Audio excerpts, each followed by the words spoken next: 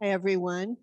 Well, I'm Cynthia Orange. I'm Michael's wife and longtime member of Unity Church and the co-facilitator of Unity's caregiver group. I want to thank all of you for being here and all of you who aren't here but are tuning in via Zoom. Welcome. Your support means so much to both of us. As many of you know, I met Michael in 1968 on the observation deck of the Empire State Building, which I've admitted sounds like a pretty cheesy Hallmark movie, but it's true. It didn't take long for me to realize that there was something very special about this guy. And when I got back to Minnesota, I told a best friend, I met the man I could be happily married to. But he was off to march in Vietnam, and I was going back to Minnesota to march against that war. So that dream seemed unlikely. Yet, here we are. We're going to celebrate our 50th anniversary this summer.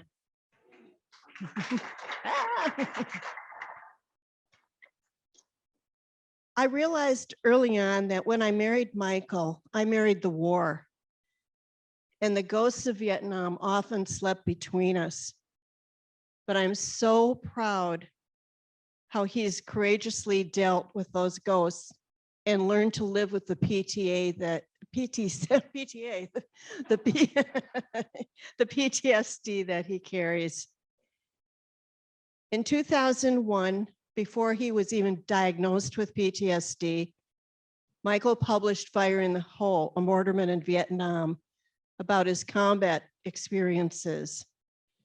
I view Embracing the Ghosts, this one, as a sequel. I know how difficult it was for Michael to revisit the painful but necessary therapeutic journey of healing he describes in his book. But I also know how fiercely committed he is to telling his truth in the hope that it will give permission to others who are affected by trauma to get the right kind of help they may desperately need. As part of Michael's ongoing recovery, he befriends other vets with PTSD.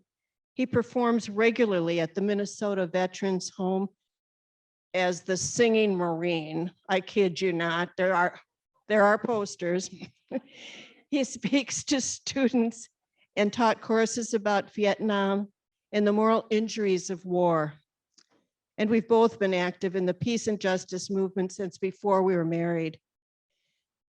As I say in the foreword to Michael's book, this book is a gift.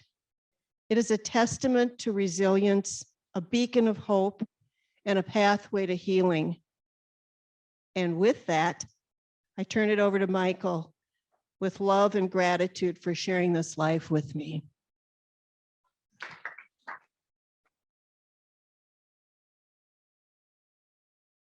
Thanks, honey. All right, there, Good one. off. Rick's going to take our picture. Oh. Thanks, Rick. Thanks, hon. Here's yours.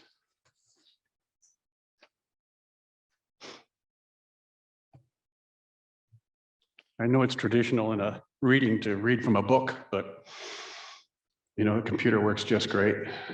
I get to edit what I write and see it better. So I'm going to use the computer. First of all, I've got some real thank yous for the wonderful people at Unity Church, from Shelley Butler, Laura Park, Madeline Summers, and Heidi. Thank you so much for making this happen. I really appreciate it. And thanks to all of you for coming. Got some prizes, I think. Christina Baldwin, I think, takes the first place for coming the furthest, coming from Whidbey Island in the Puget Sound. Rick and Sharon Sledehaw, I think, have second place coming from Boston. And I think Eric and Laurel Lane get a prize because this is the second time they're hearing this. So I think what I'd like to do is just a real quick contextual history. In other words, my life in 2 minutes. I grew up in Cleveland in a large Catholic family with 7 kids. And I thought I wanted to become a priest.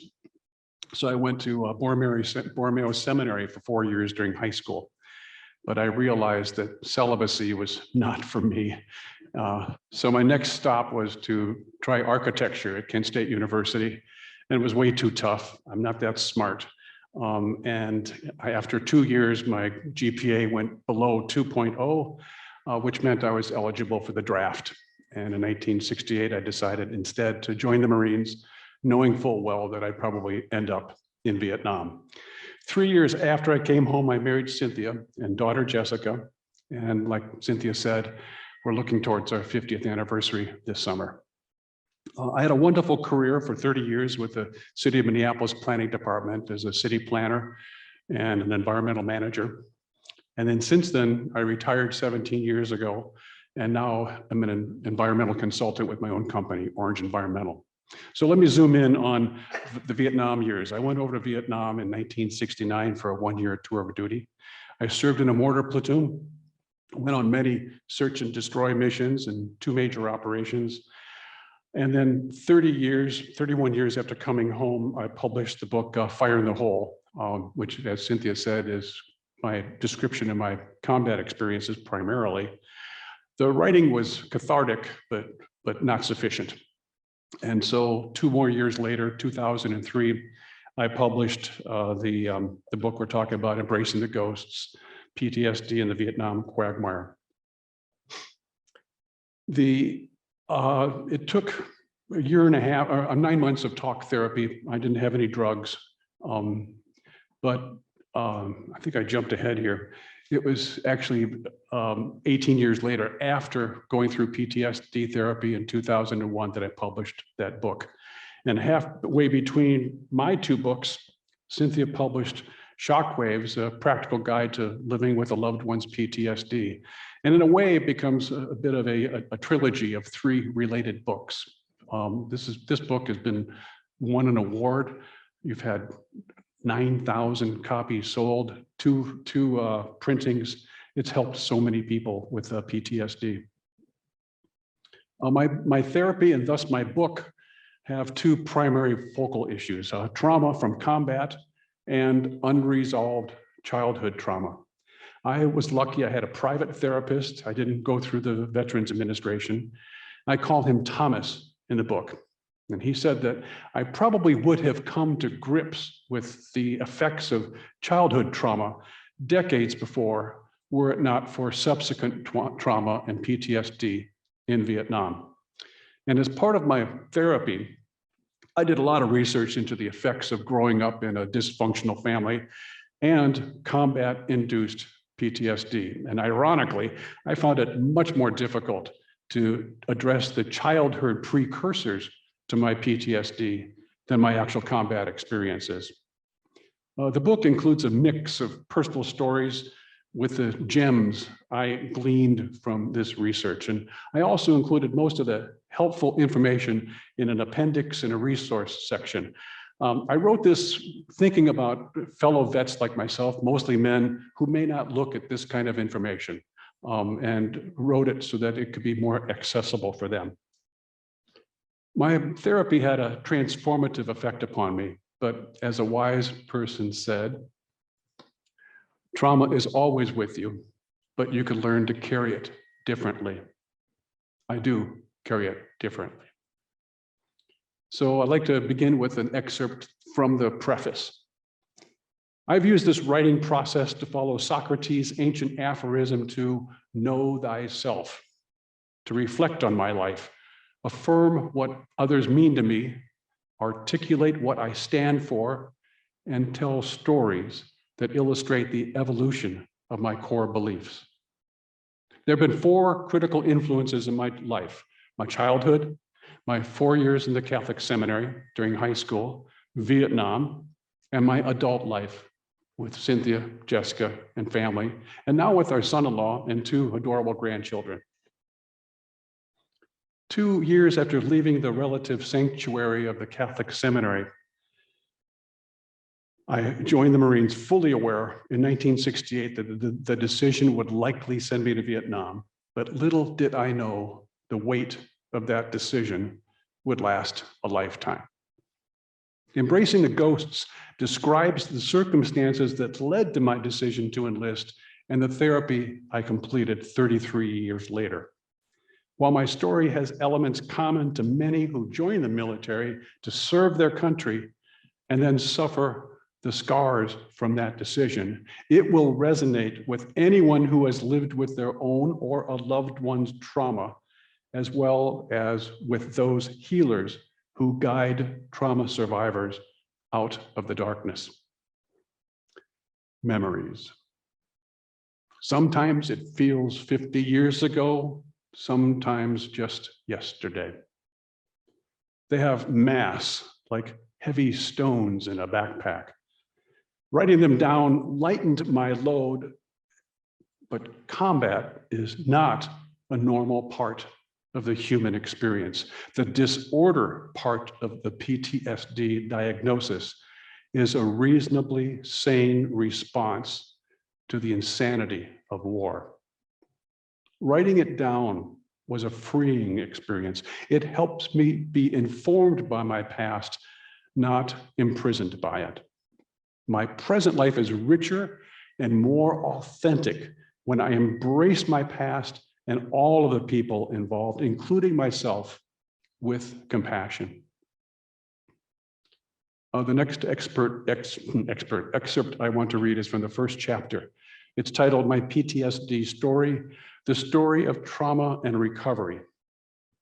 And it begins with one of the fragments. In the book, I set it off with italics. It's kind of to denote an emotional state or a flashback. It's more like a present tense stream of conscious writing. Damn it. It's into the pit again. I feel it like ground fog with claws. If the feeling could have substance and mass, it would be a dark, lifeless mud that sucks you down. The descent triggers a flashback to an endless night in a foxhole, while the roaring waterfall of monsoon rains isolates all contact with my fellow Marines and drowns all hope of relief in an eroding water torture. Frozen by emotional quicksand, I shiver uncontrollably in the bone-chilling cold.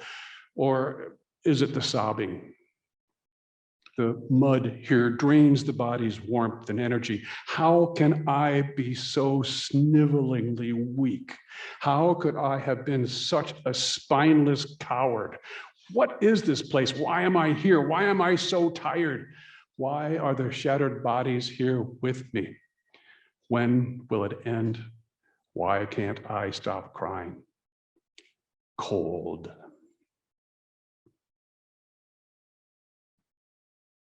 The next excerpt describes the start of therapy 20 years ago with my therapist, Thomas.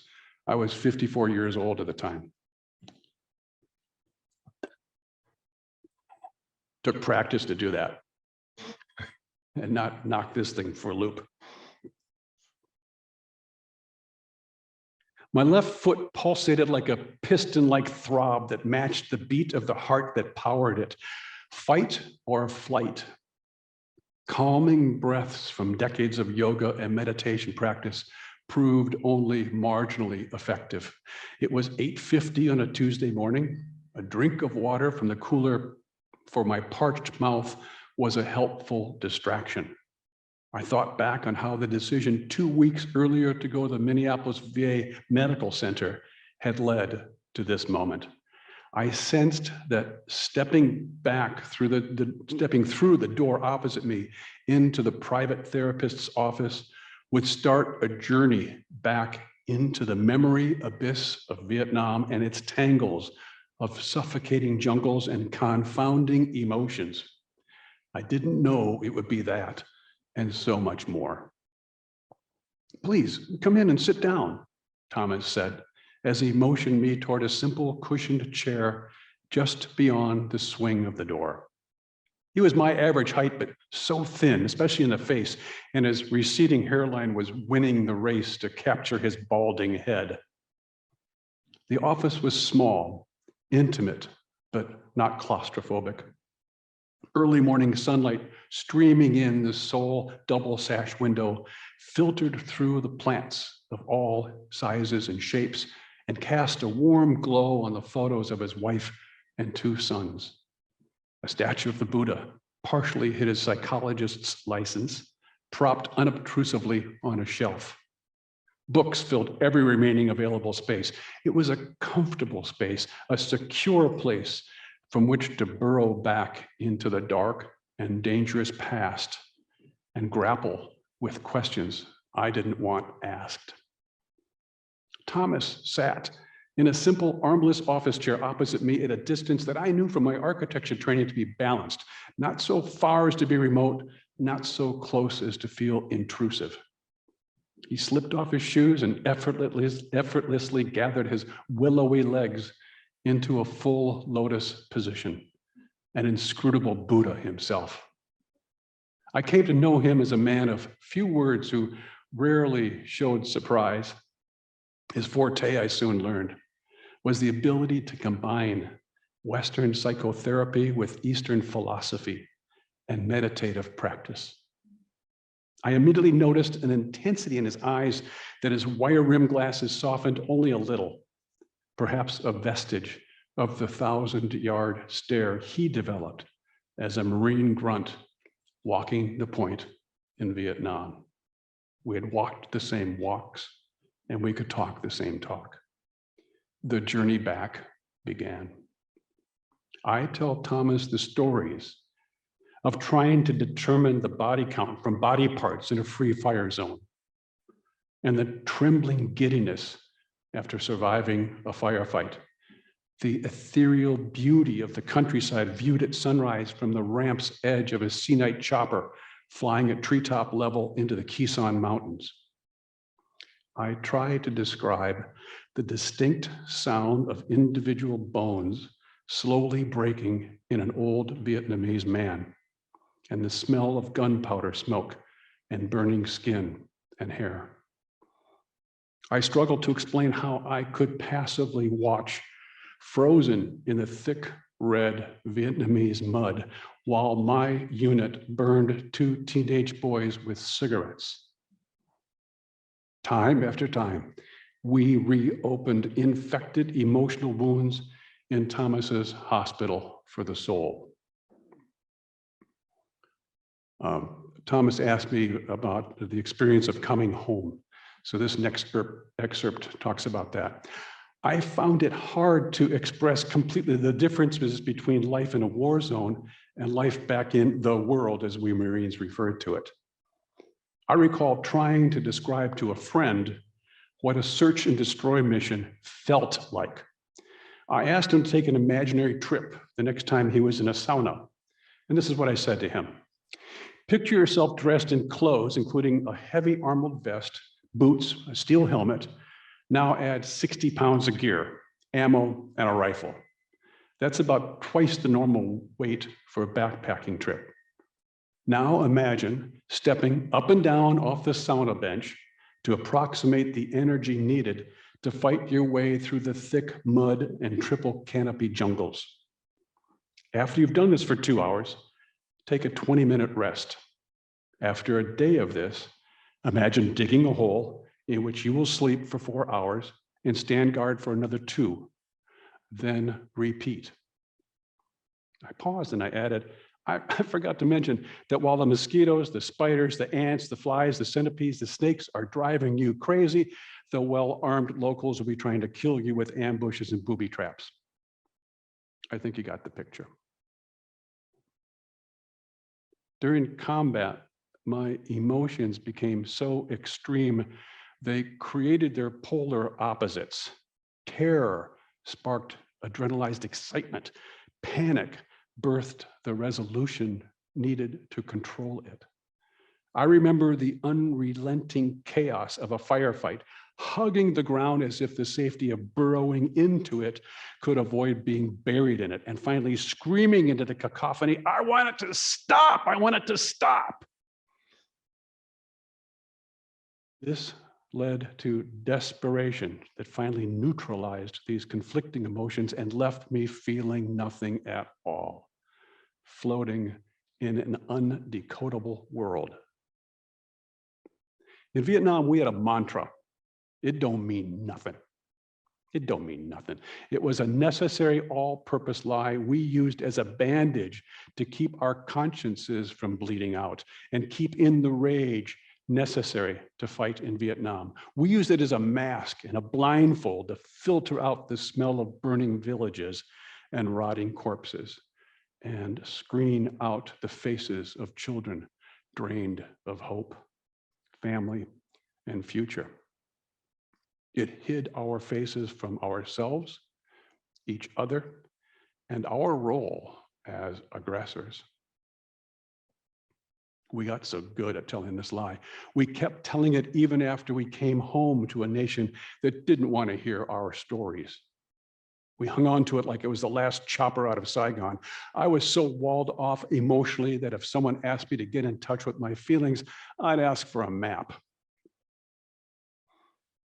Vietnam gave me the opportunity to explore the very best in me and face the very worst.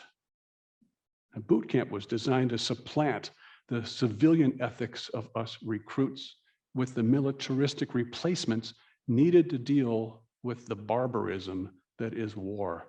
But there was no boot camp when we were discharged to reverse engineer the process. The next section I want to talk about is the primordial sadness.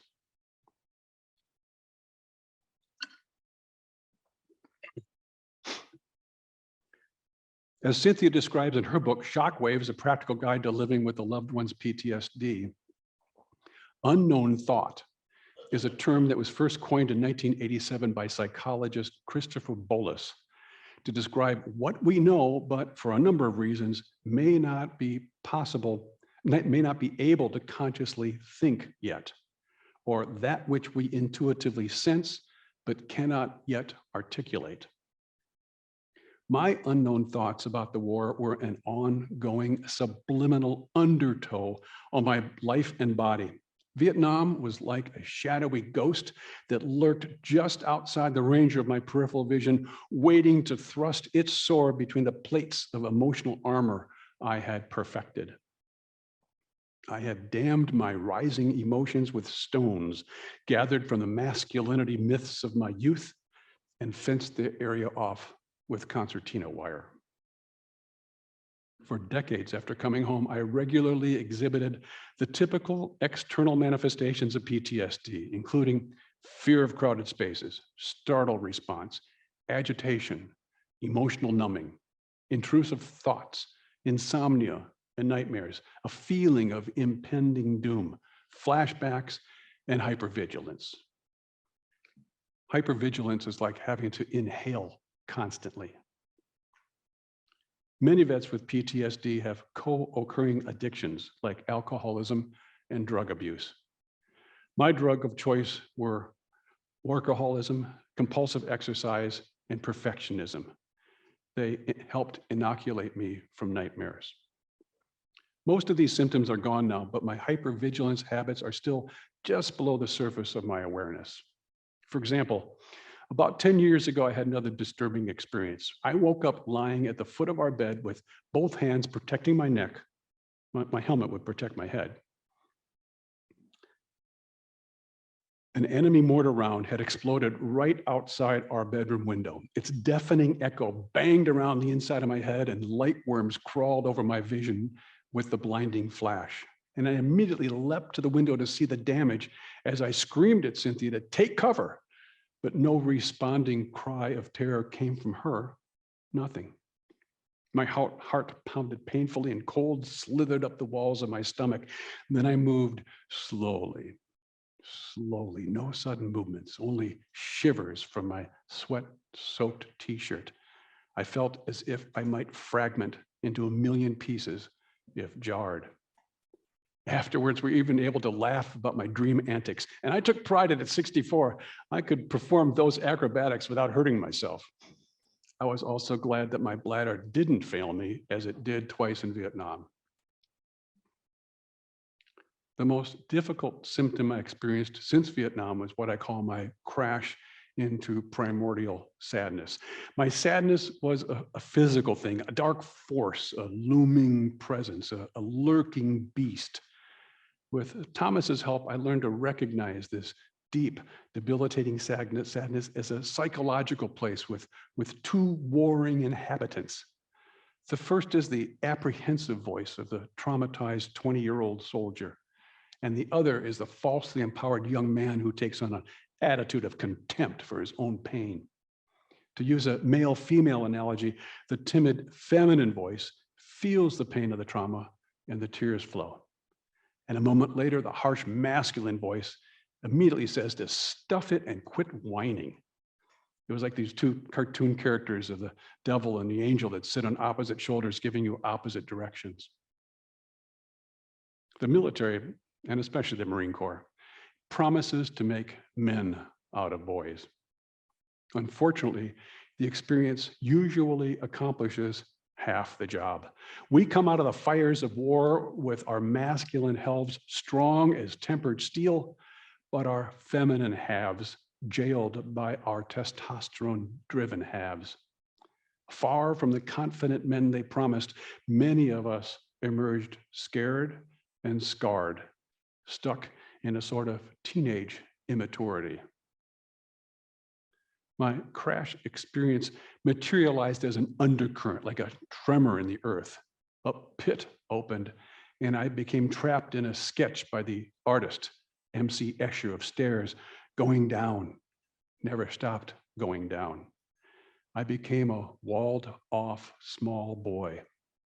Then hammer blows of guilt, remorse, and confusion sent me reeling into emotional cartwheels, feeling and stuffing and crying and rocking and being embarrassed and then berating myself and then starting all over again. I lacked the weapons to fend them off. I didn't understand it, I couldn't explain it, and I could not control it. And my bawling like a baby so embarrassed me, I only felt safe in Cynthia's tender arms. And this would go on until I didn't think I had any more tears left in me and the day had gone by. Thomas offered an explanation. He said, "The harsh boy had served to protect you from the poison of war, the moral injury, and to help you develop a good life. Now you're mature enough and strong enough to take the next step and reintegrate all aspects of your personality, including the tender-hearted boy." We did this extremely difficult work together, mindful that I should not use Vietnam and PTSD as a convenient excuse whenever reality did not match up to my expectations. "It's a mental disorder," said Thomas, "not a cop-out." Our daughter Jessica wrote a poem when she was a senior in high school about one of her childhood experiences with me, and it's titled "Waking Him." And I can't read this poem, but I've asked Cynthia to read it for me. Thanks, honey.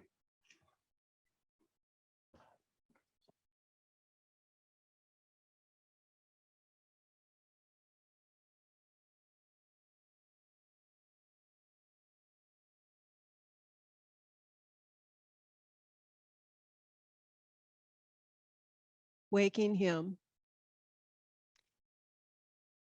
Careful not to startle him, she tiptoes into the room and watches. His eyes are squeezed shut and twitch slightly with the intensity of his sleep. Quietly, she calls him, "Daddy? Daddy, are you sleeping?" She has learned to wake him slowly. If she is too sudden, he will uncoil A fierce spring rusted loose. Gently, she must nudge him back into the world of fenced-in yards and refrigerator art, away from the shadowy echoes of rotten canvas and death. She knows her child hand is not enough because even she is in some of those dreams, staggering with him, shoeless through mud. That is all he will say. He tries to protect her, but she hears the screams at night. She already knows. She must use caution in the waking.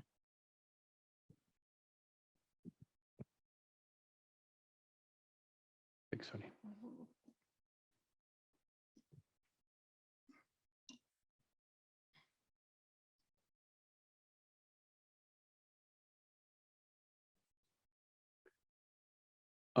Shortly before I started therapy, I learned the truth about the death of my best friend in Vietnam. I called him Chris in the book. And Chris and I shared all the same combat experiences. The next excerpt describes a conversation I had with Chris's older brother, Hank. And he called me after he had read my first book, Fire in the Hole. Now, 10 years before this conversation, Chris's wife had told me that Chris had died in a car accident. I shut the door of my office at work that Monday morning and returned the call to Chris's older brother, Hank. He began by saying, "I read your book while on vacation and I knew I had to tell you something. Chris did not die in a car accident." In a gentle voice that was almost a whisper, he continued, "Chris committed suicide." Flooding emotions cracked the dam of my resolve and leaked out my eyes. After I settled down, I asked Hank if he thought Vietnam was a significant factor. And Hank said that in his way, his brother never left Vietnam. He said that in spite of his tremendous accomplishments, he never felt he had done enough in Vietnam. He seemed driven to succeed in everything he tried after he came home, after he got an accounting degree and his law degree, and he worked untiringly to establish his own law firm. Later, he accepted the presidency of a major bank. And Hank said that Chris was a great father to his two boys, a loving husband, and a wonderful uncle to Hank's daughter, Christine. Hank continued his story. He said, "But when he spent the night at our house, he always asked for 2 extra pillows." He paused his explanation. I asked him why, and he responded, he needed to put them over his ears to keep out the sound of the exploding rounds, or he couldn't get to sleep. I wanted to know how he died, but I also sensed the telling of this dark family secret was wearing on Hank, but he did tell me. He backed up a little in the story and explained that he named his daughter Christine after Chris and asked Chris to be her godfather. They were very close, and Chris used to make the long drive for all of Christine's birthdays. It was on such a trip that the ghosts of Vietnam took complete control. Halfway to Hank's house for Christine's 10th birthday, Chris stopped and pulled off the road. With a halting voice, Hank continued. He emptied a can of gas into the inside of his car, tied himself to the steering wheel with his necktie, and lit a match. They identified him through his dental records.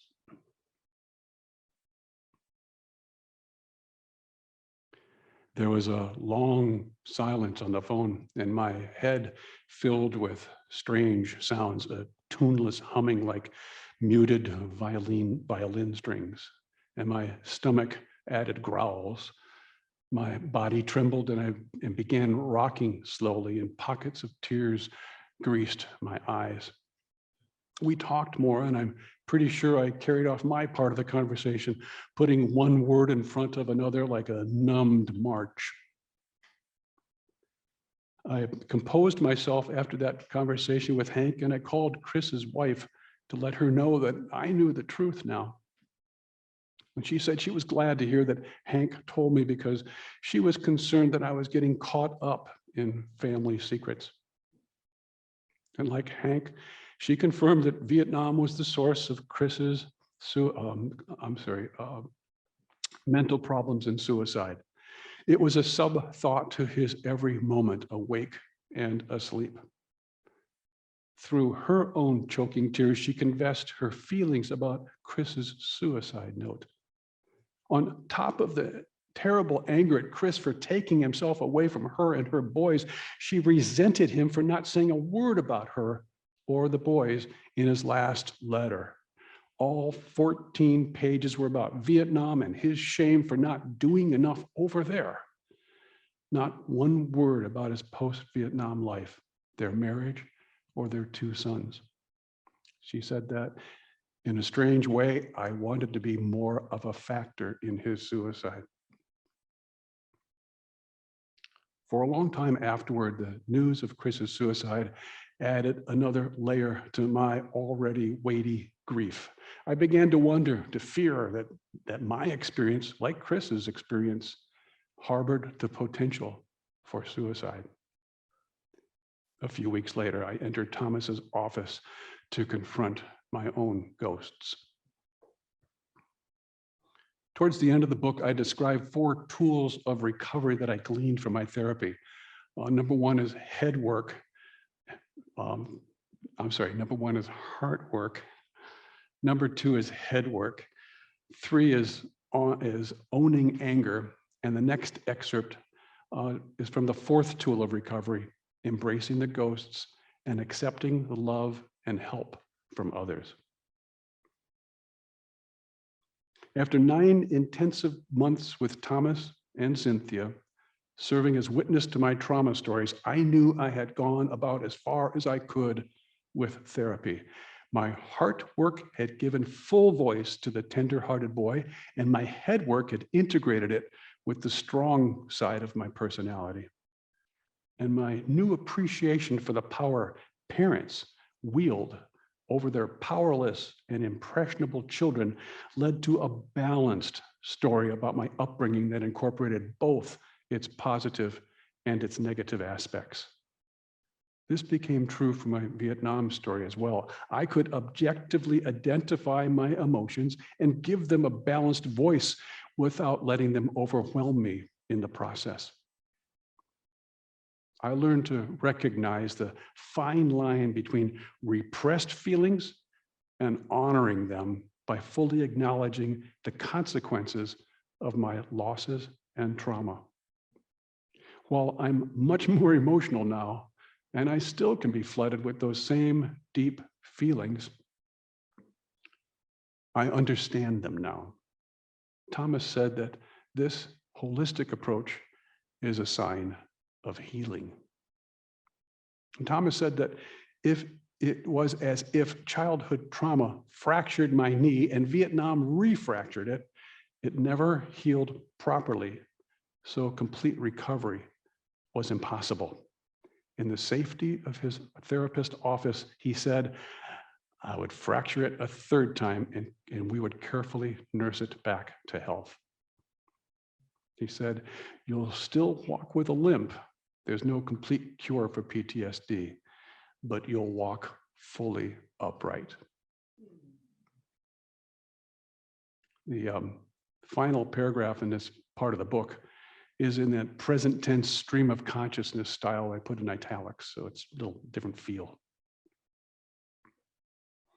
Our large picture window offers a broad view of falling snow, blanketing our front yard and the city street in a silent, seemingly pristine world. I'm done, I announced to Cynthia. Thomas agrees. He predicted I'd know when the time came to stop therapy.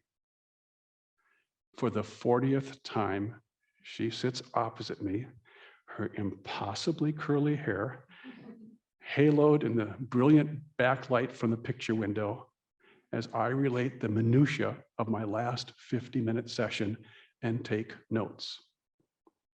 The reporting takes longer than the session did, and her ahs and occasional questions and comments punctuate my monologue and affirm her attention is unwavering. Like an alchemist, she helps me transform the poison of war into an alloy that makes me stronger, that makes us stronger.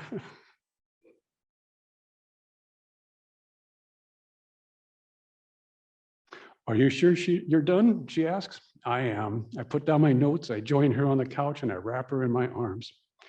And she wraps me in non-judgment, understanding, and unconditional love.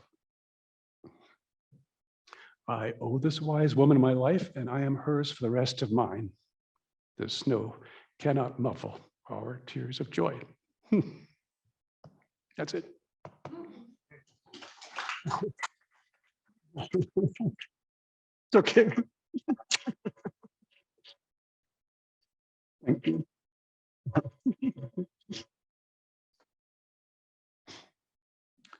So I think we have questions and stump the speaker.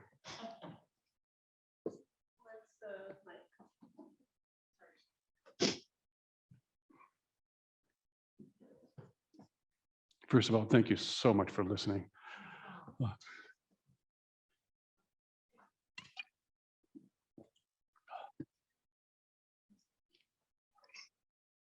Don has a question. Oh, I think it's heading that way.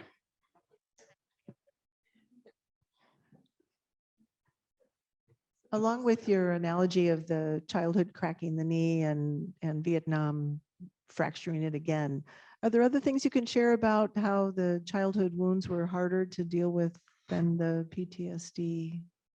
Sure. Are there any other questions?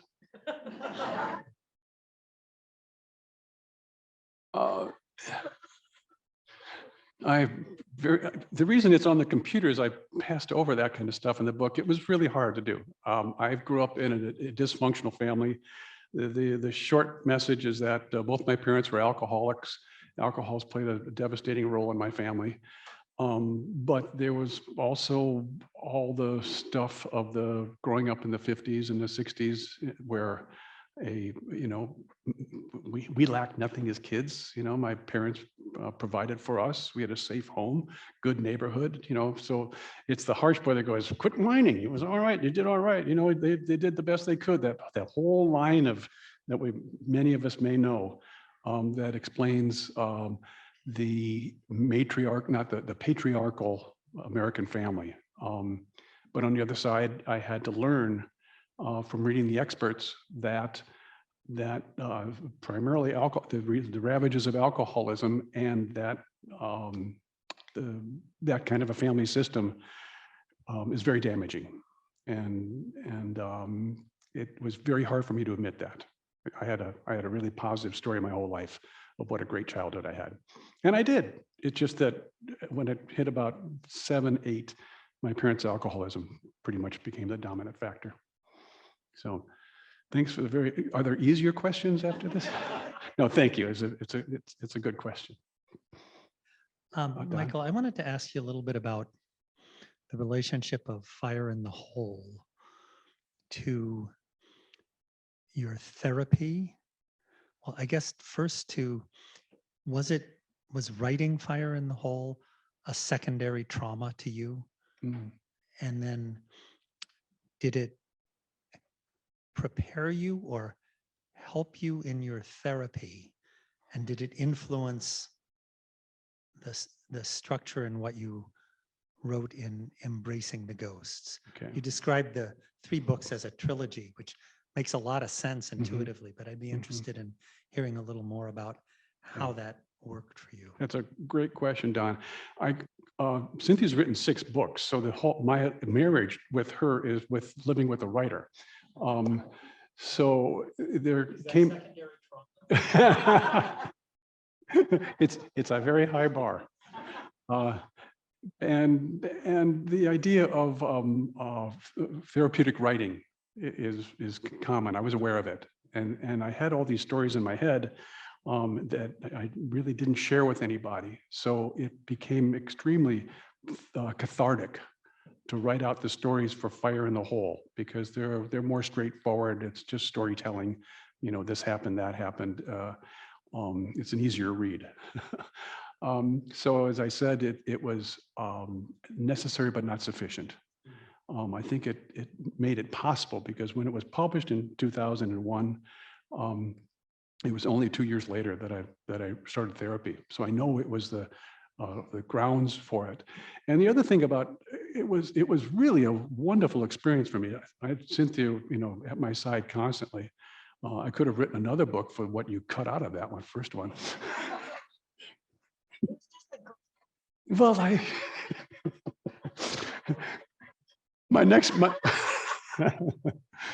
anyway, it was a good experience doing it. I liked still telling the stories, and it made it. It wasn't burdensome. It came out of me. It was easy.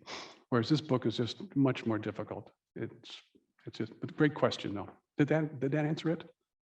Yeah. Good enough or? Oh, well, yeah, it was right.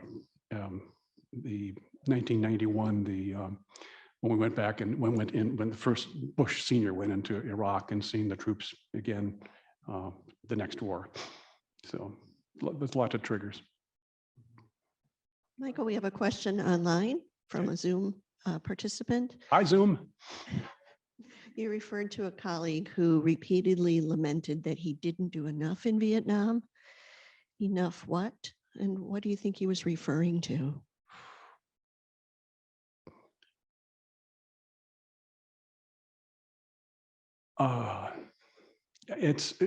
It's not fair for me to try to imagine what my friend Chris wrote about or what was the source of his angst that led to suicide. I'm not going to try that. I can't honestly do that.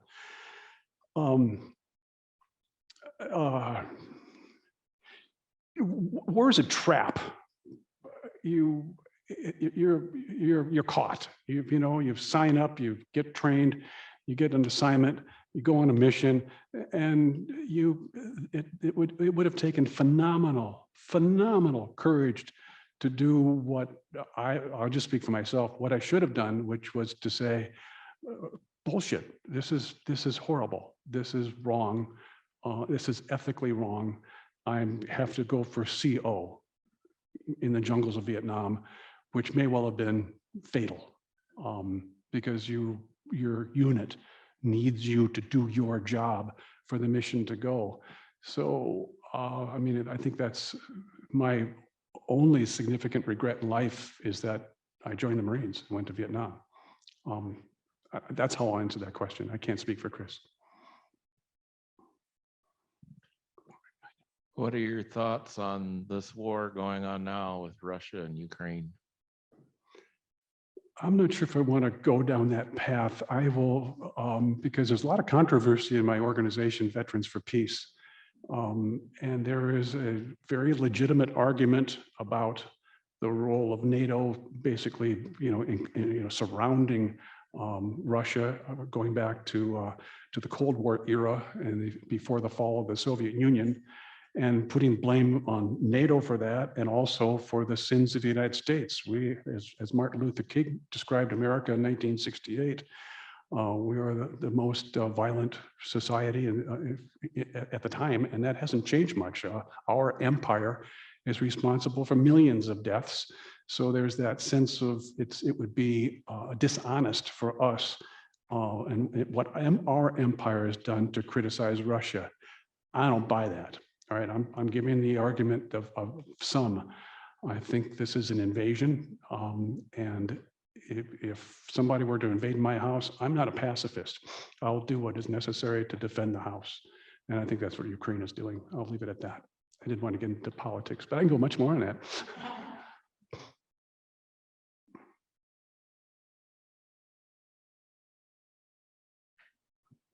Thank you.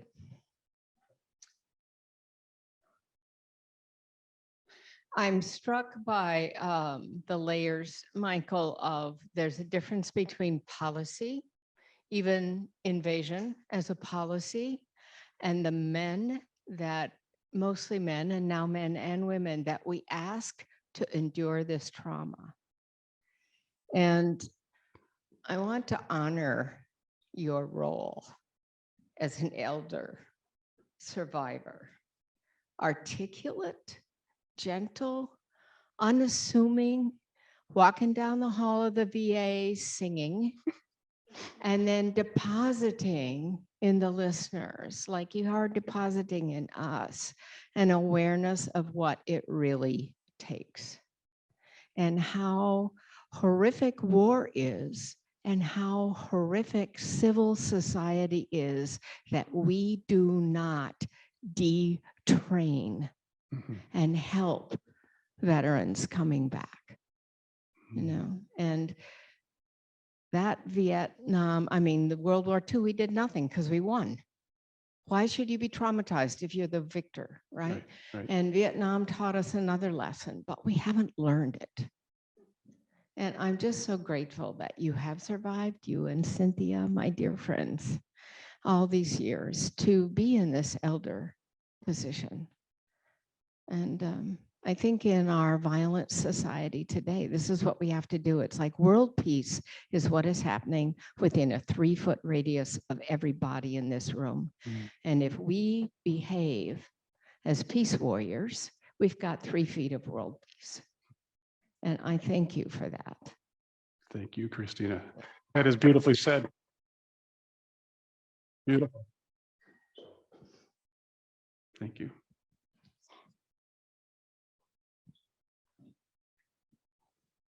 Your particular description of your daughter's angst with regard to waking you struck a nerve with me. My father was in World War II, and I was awakened by his blood-curdling screams. Mm.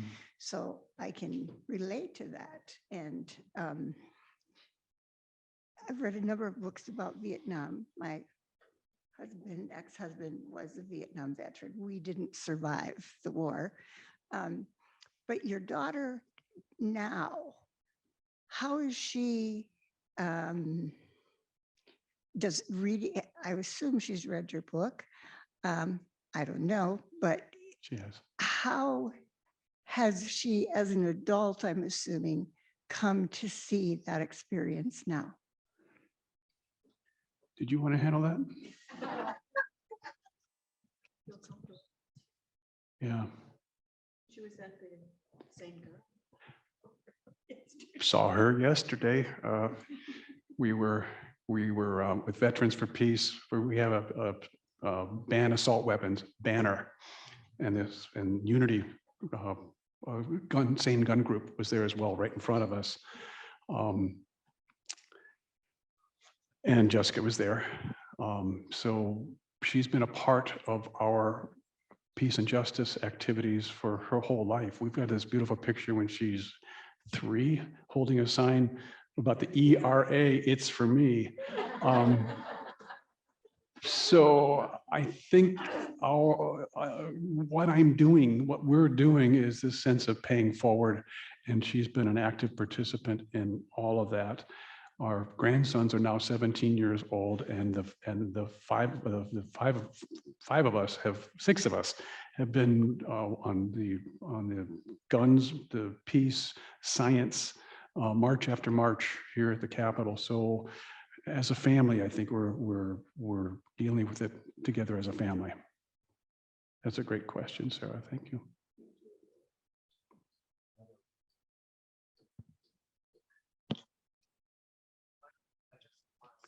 I think you have to use the microphone. I just want to thank you for going.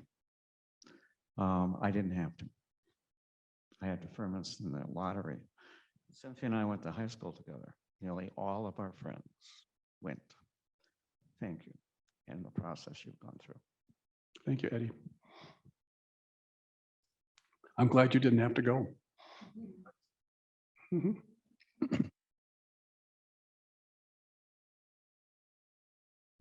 You mentioned in the book that you met on the top of the Empire State. tower in New York, but then you separated and went your separate ways. I'm just curious how you got back together.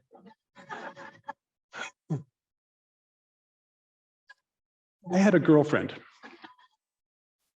and she had a husband. So Cynthia was safe for me. I would write home from Vietnam, but then as things got worse, I stopped. You can't just write home on this kind of stuff. And I stopped writing to my girlfriend.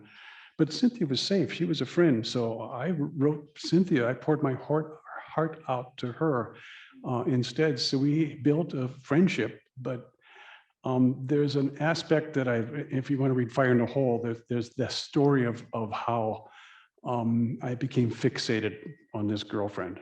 And it was part of, it's another victim of war, in a sense, that I glommed all of peace, love, good things onto this one person and blotted everything else out so I could keep track of the tripwire that's 3 feet in front of me, and blotted out the rest of the world.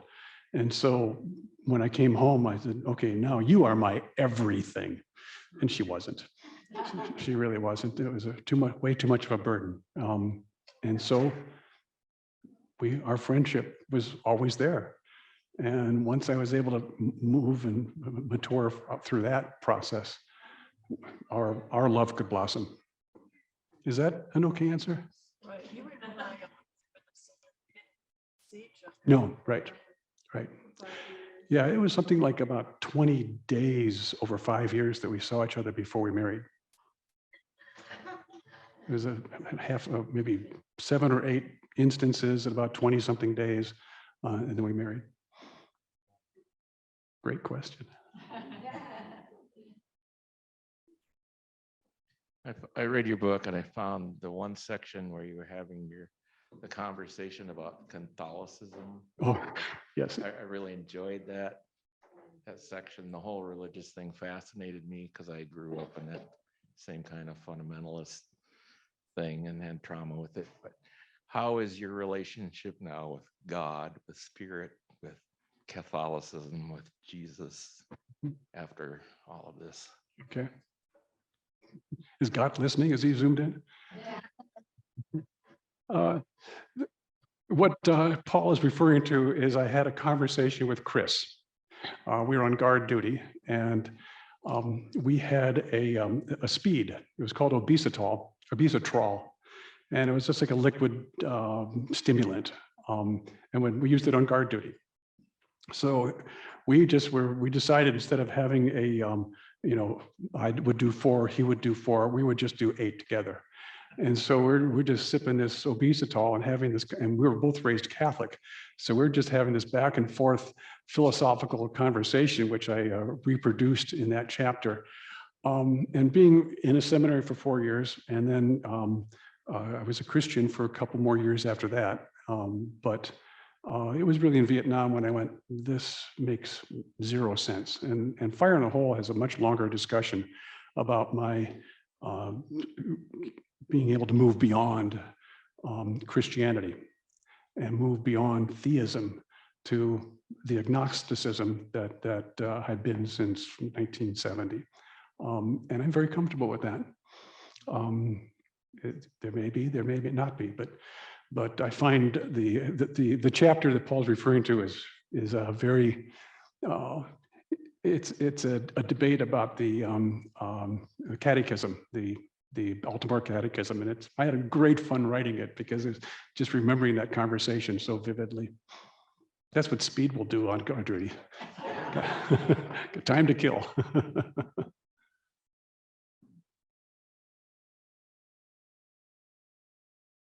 Christina expressed so beautifully how we might change our own lives in response to your writings and what you're presenting here tonight. I wonder if you have other hopes for how what you share with us could change us.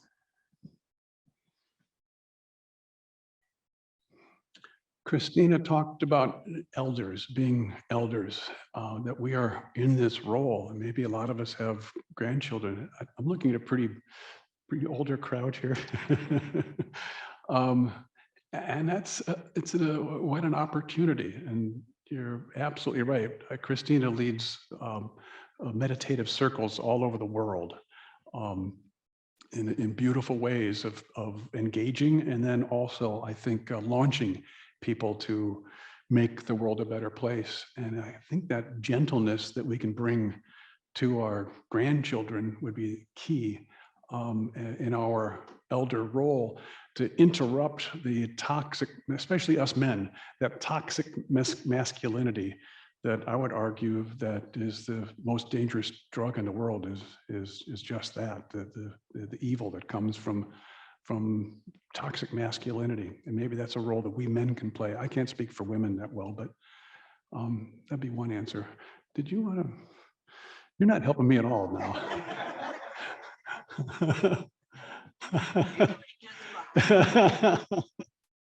Oh, good, good. It's coming to you, hon. You want to stand up? Pardon me? No, go ahead.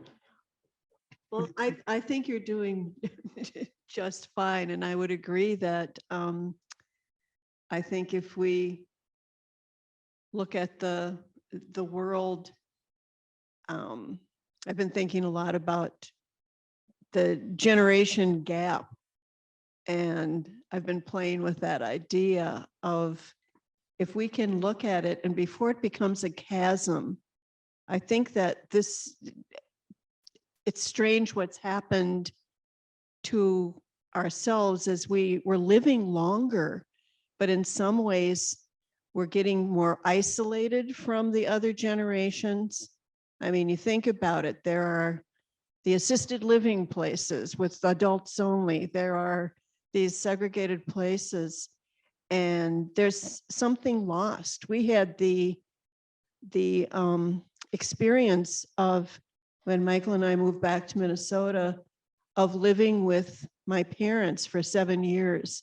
So we had 3 generations living together, and that was a great experience. It's what used to happen. And I'm so grateful that my mom and dad were such an influence with our daughter. That's great. So I think that we have to just pay more attention to our interactions, both with children younger than we are, and because sometimes we are children, and those older. We just visited our 98-year-old aunt yesterday, and we're still learning from her and sharing things. So I don't know if that helps. Yeah, it goes that way.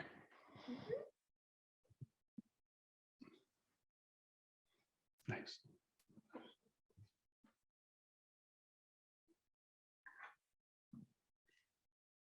I just want to thank you again for sharing your story and just bringing in on the theme of how we can move forward. I'll just say that I came back home to take care of my parents in their last days. And my father, only as this very elder person, started telling stories about World War II. Mm-hmm. And they were the other kind of story, not the, hero running around. They were sadder stories. And it's been really touching to hear stories from Vietnam veterans who have been much quieter. And I don't think the next generations, plural, have heard all of the stories there are to tell. Thank you. Your father has given you a lot of trust, and you have obviously been an unconditional listener. To have him open up to you, he's really given you a gift, and it also speaks very much to your relationship with him and how he trusts you. That generation didn't tell stories; they were very quiet about it. And but just kind of the ethic of the day. But good for you for being there for him. Do we have any last questions? Anybody out in the Zoom world?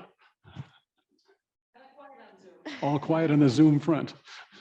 Well, I do want to mention that all 3 books that Michael's talked about are for sale, and I'm hoping we can talk you into signing a few books tonight. Happy to. And on behalf of Unity and all of us, I just want to thank you so much for your wisdom, your learning for us, and your being here tonight. It was truly a gift for all of us. Thank you, Shelley. Thank you for the opportunity. Thank you.